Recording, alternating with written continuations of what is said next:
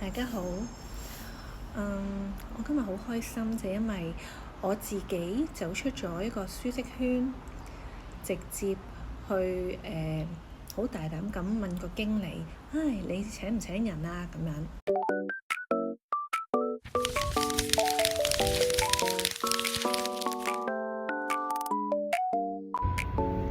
早晨啊，大家好。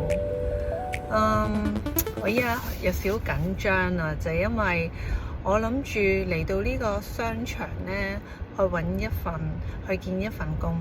其實呢，係冇人通知我話要嚟見工嘅，只不過我經過一啲當地嘅本地人去鼓勵我啦。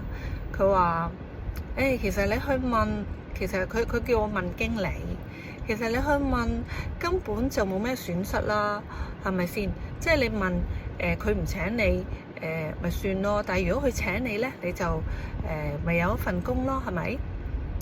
其實呢，我星期1至4呢已經係有一份正職啦，但係我好希望星期5都可以再打多一份工添。咁所以呢，我今日呢就嚟到呢個商場睇下，個經理到底請唔請我呢？一陣就揭曉啦。Hello， 我返嚟啦。啱啱呢就去咗商場揾個經理啦。咁樣見咩工我就唔講啦。即係完全冇預約啦，完全係 walk in 嘅啫。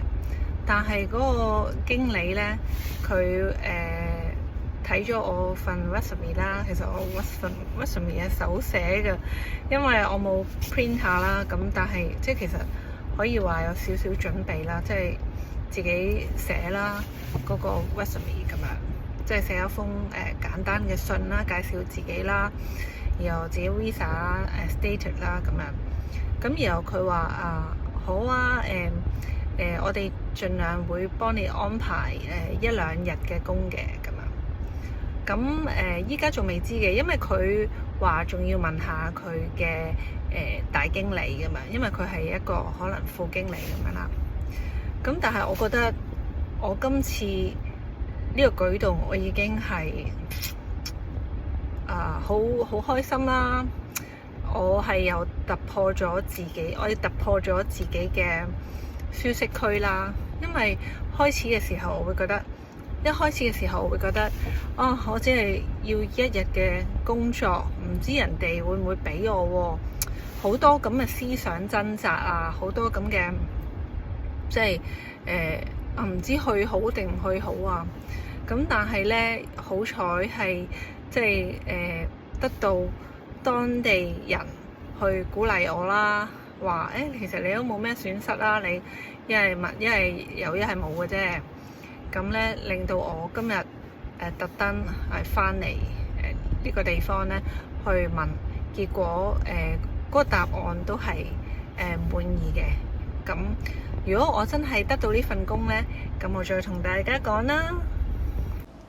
咁經過呢一次嘅面試之後咧，我就可以大膽咁樣去鼓勵大家。其實當你覺得我真係冇飯食啦，點樣揾幾都揾唔到工㗎咁樣，其實咧真係可以咧直接去問在場嘅經理啊，或者去唔同嘅機構啊、factory 啊、餐廳啊、超市啊，直接問嗰個經理。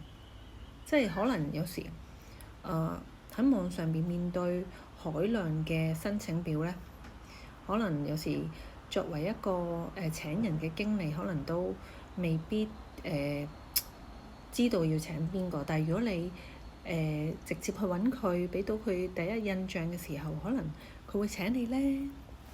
即係永遠你唔問過，即係好似有同事提醒我，即係其實冇嘢輸㗎喎，係咪？